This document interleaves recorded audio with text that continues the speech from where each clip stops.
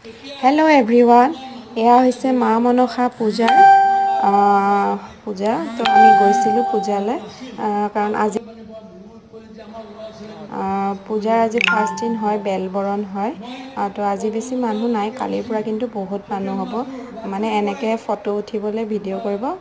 মানে পৰা নাযাবই আৰু ভালেই হ'ল আমি ফাৰ্ষ্টৰ দিনাখনেই গ'লোঁ কাৰণ কাইলৈ আমি যামগৈ নামৰূপলৈ সেইকাৰণে ভাবিলোঁ আজি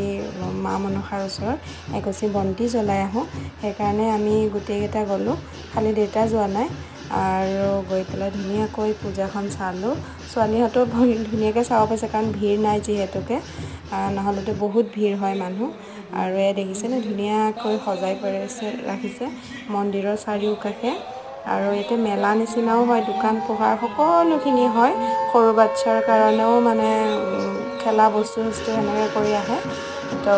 আজি বাৰু বিশেষ একো নাই কিন্তু মন্দিৰত আমি সেৱা কৰিলোঁ মা মনসাক ধুনীয়াকৈ ওচৰৰ পৰা দেখা পালোঁ কালিৰ পৰাহে মেইন পূজা আৰম্ভ হ'ব আৰু এয়া মন্দিৰৰ ভিতৰ ভাগ আপোনালোকে ইয়াতে সেৱা কৰিব মা মনসাৰ ওচৰত আৰু এয়াই আৰু